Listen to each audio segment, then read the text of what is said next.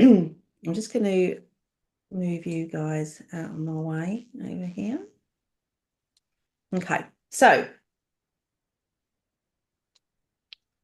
you're going to see a lot of these little emojis, which you've probably seen already. These are my new favourite thing. I just think they're really cute. But I'm guessing that many of you feel like this, right? You'll get up in the morning, maybe you've not slept very well, and you're like, oh my God, I don't know if I'm going to face this day. Da, da, da. And everything just feels just too much effort. Now, there might be some things on here that resonate with you. Like, where are you right now? Do you feel stressed? Do you feel overwhelmed? Are you putting yourself last, not putting yourself first? Maybe you're being unhealthy. Maybe you're not eating as you should. Maybe you're not exercising as you should. Maybe you're drinking too much, smoking too much, God forbid, doing drugs, gambling, anything, right? So you could be doing any of these things. But all of these things will be having an impact to our body. Now, stress can be held in our body. I used to suffer, well, I still do if I forget to, and I'm not kind to myself, in my neck and my shoulders. So something like that is a physical reaction to stress. I also used to get it in my lower back, but I didn't know that at the time. I just thought it was because I was going up to London every day and I was having to carrying a really heavy handbag, which probably didn't help, but I think it was all the stress and all the impact on my body. So just think for a moment now what goes on in your body, right?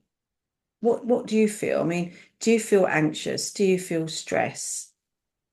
Do you feel that you're lacking in confidence? Maybe you don't have a good work-life balance. What are you fearful of? When was the last time you had some fun? Right, just take a moment just to think of that for a minute as we go into the next slide. So the question here is, who's in your driving seat of your life, right? Obviously, as a physical person, it's you. You're the, whatever age you are, the physical body that's actually running your life. But are you really? Or is that younger version of you running your life? Your inner child, aka your limiting beliefs, any learnt behavior that you've picked up over time. And it's all about what story do we tell ourselves. Now, at the moment, we're talking about in life, we're too busy being busy, right? So we're too busy to look after ourselves because we've got all this running around to do, right? But some of these little pictures might resonate, you know. I can't even, it's never going to happen. I just feel exhausted. I feel like I'm drowning. I just feel so sad. These are all different things that the story that we can tell ourselves, right? Because a fun fact is the only thing that we can control in life are our thoughts, right? So if we're allowing our thoughts to just talk to us like this, like I've had enough, you know, I'm sick, I can't do this. This is creating our blueprint. And our blueprint is based around our beliefs that we've created. But as I said, any learned behaviors that we've actually come across during our lives. So what stories are you telling yourself? Now, most of you will have heard this before, but those that haven't, I find this really disturbing, if I'm honest. But between the ages of 0 and 7, that's when we create our main belief system. Now, that's scary enough in itself, right? However, at that age, our brains are not developed enough they don't have any logic. So what's happening is we're basically making decisions in our childhood that we're actually living our adult life on, right? So I told you that's quite scary. So when, say, you were 5, something might have happened in your life that you created a belief. Maybe that belief was, I'm not good enough. I'm not worthy. I'm not significant. I'm unlovable. I don't think anyone loves me. Now, the reality is, mostly that probably isn't true, right? But as a child, something would have happened, an event happened, and we would have created feelings and emotions attached to that event. Now, that might have been that you was left in your room and you were crying and you called out for your mum and she didn't come. Bang, I've got to believe no one loves me. And at that time, that feeling might have created a horrible feeling in your stomach and your heart might be racing. Now, the reality of that was that mum was out in the garden hanging her washing out. She didn't hear you. She loves you. Of course she does. And as an adult, you know that. But as that 5-year-old child, you don't. But that feeling and emotion that is attached to that event stays in your body, right? It's part of your body now. It's in a filing cabinet in your subconscious mind. Another fun fact, 5% of our mind is conscious, 95 is subconscious, right? So when we're talking, we're using our conscious brain, but all our stories, our memories, our beliefs, our feelings and emotions are all stored in these filing cabinets in the 95% of our body. And this is why the mind-body connection is so important, because we can't think our way out of everything. I used to think that. I used to try and, why do I feel like this? Why am I doing it? But you don't have to know in here why you do it. You just have to listen and feel your body. But you can't do that if you're not calm. And you can't do that if you're not in the present moment. And this is why we get on that treadmill and it goes on and on and on and on, and we feel like we can't get off it. But the good news is a belief is just something that we believe. So if you believe something negative, then you can believe something positive. So on paper, it's easy. You change your beliefs. You can change them. But sometimes people need a little bit of help to do that. And obviously that's where I come in. But that's another story. Now, talking of stories, what stories are you telling yourself?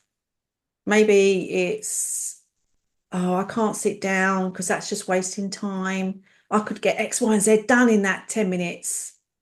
I'm always in a rush. There's never enough time. I'm running out of time. I don't have time for that. I'll never get it done anyway. There's just isn't time. Too little time, too much to do. But the biggest one, like I feel guilty taking time out for myself. I remember I remember once when I was in the corporate world, I used to go to the gym at some lunchtimes. And I remember going to a yoga class, and it was a yin yoga class. And anyone who knows anything about yoga, you'll know that yin one is a bit strange in the sense that you might only do about 4 movements in the whole of the hour, and they'll be intense and you'll be doing it for a long period of time. I remember coming out of there and went, what a waste of time. I could have been in the gym burning. I had no idea that I should, it's only now when I look back on it retrospectively, I didn't realize that's what that meant. That was all restorative. That was about being kind to myself, releasing feelings from my body, but I just didn't understand.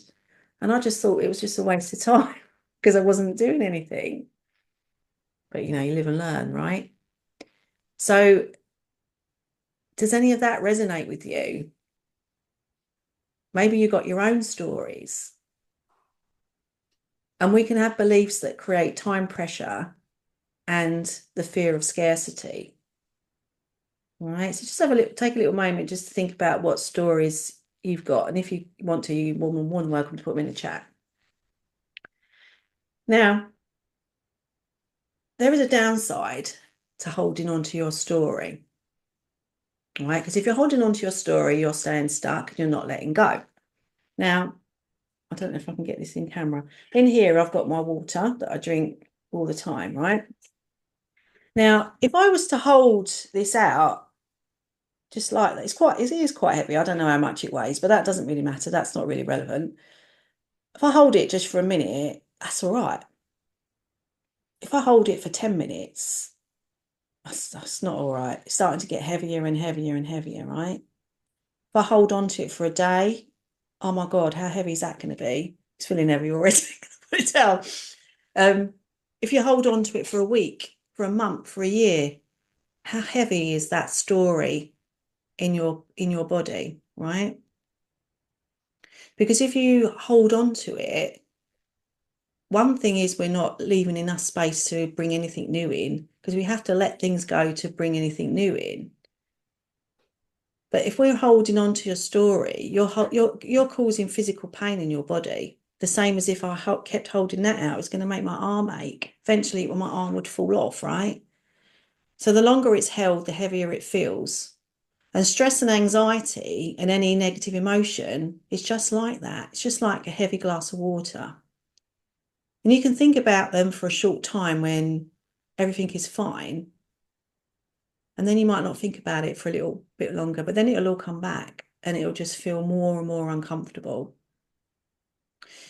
And if you think about them all of the time, then you're going to feel paralyzed, incapable of doing anything, right? Because you're going to have that intense anxiety, that intense stress that may be really making you feel ill, feel sick, feel that you can't move. You might try and consider to put that glass down. And most people choose to continue to hold on to that rather than let it go, right? It's not a toughness competition. It's not about enduring the pain. Mental toughness is about understanding that emotionally intelligent people sometimes put that glass down.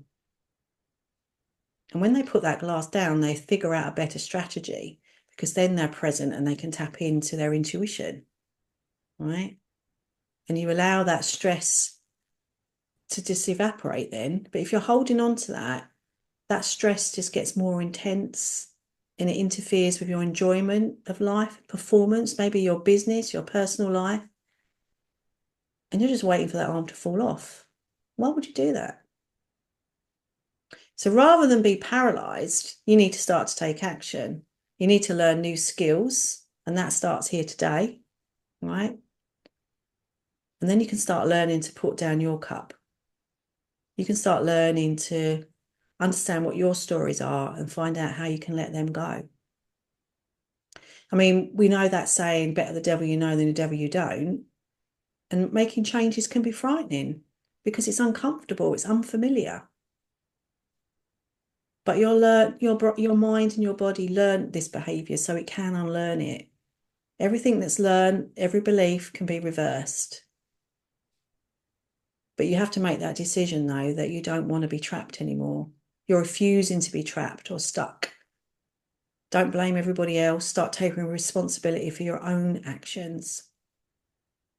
So by letting go of old stories and old attachments, you can create a new canvas, a blank canvas, right, for something really beautiful and really magical. So something new can emerge. So letting go is a really powerful force and it grants you freedom. It opens to doors and unveils possibilities that you may never have imagined.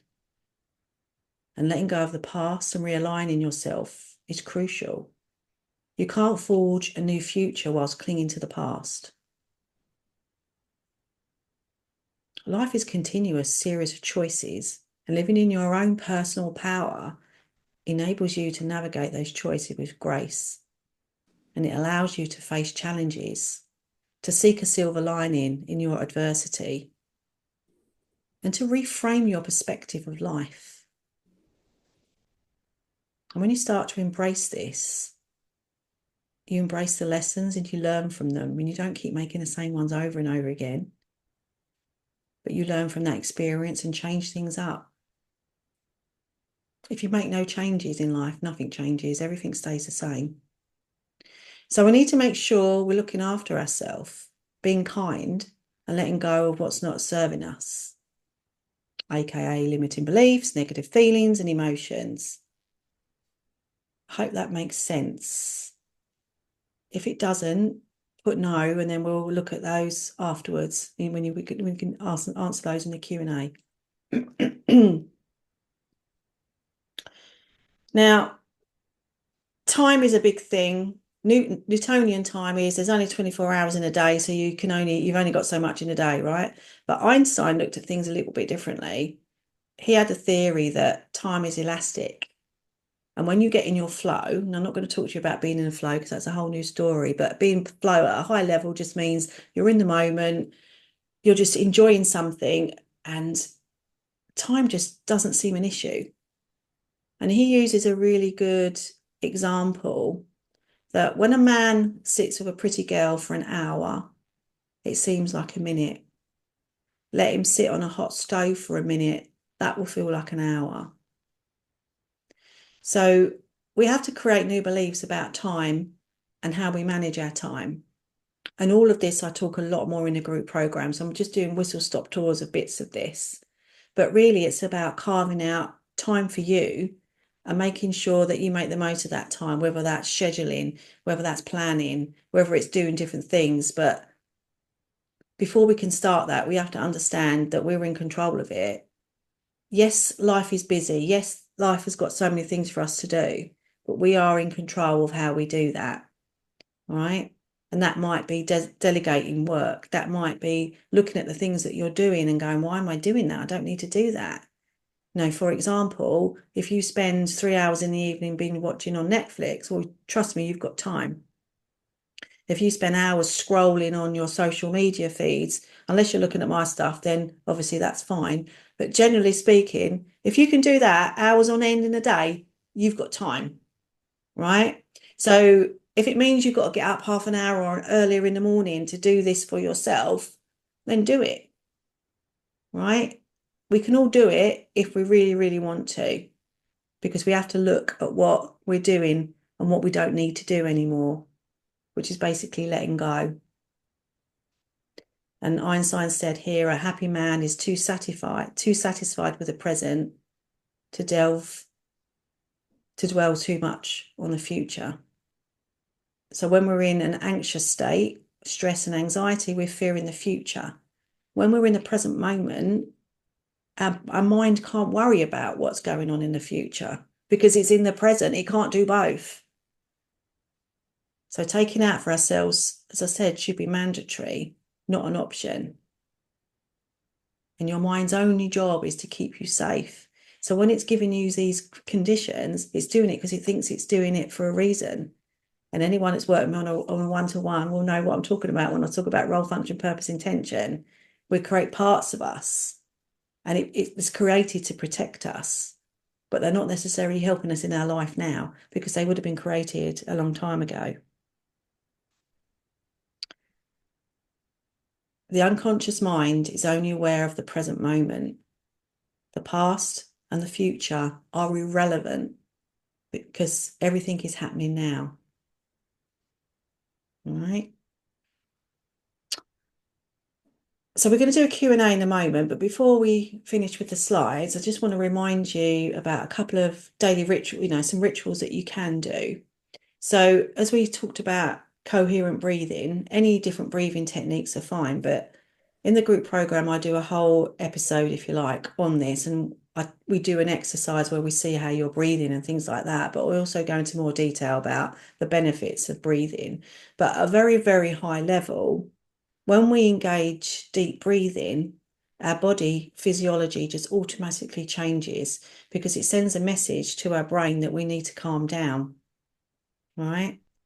So once we start doing that breathing, it just calms you down. So if you suffer from a panic attack or anxiety attack, changing your breathing pattern can have an instant positive reaction to it because it will send that message to your brain, say, relax, Julie, relax, relax. So if you learn nothing else from today, just remember, if you're feeling in that fight-flight mode, just do 2 or 3 or 4 rounds of 6-6 breathing, and I promise you, you will feel your body calming down.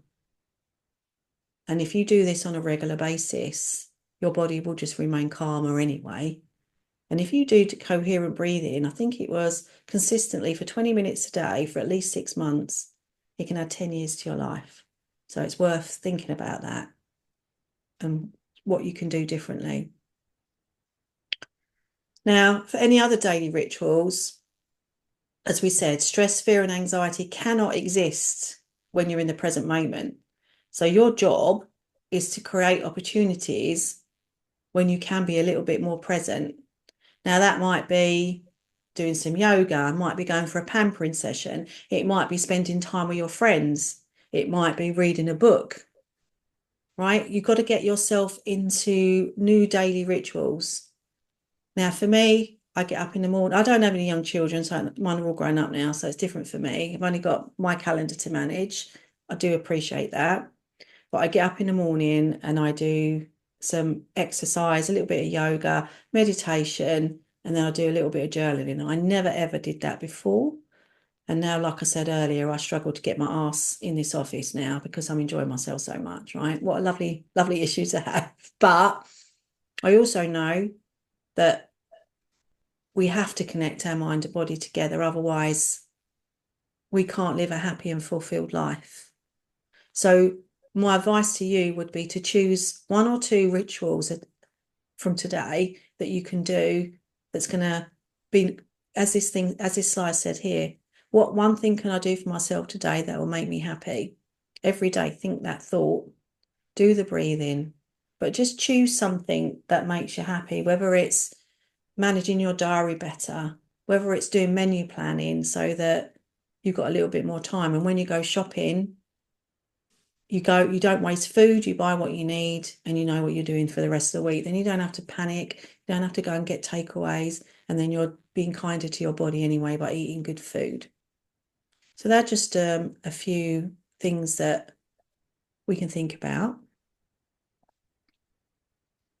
And just briefly, just for anyone who might be interested, my group program, when I wrote it, it was all about, I wanted to get people to stop stressing and being kind to themselves. All my clients, when I went back and checked what their common denominator was, it was all that they weren't taking time out for themselves, they weren't being calm.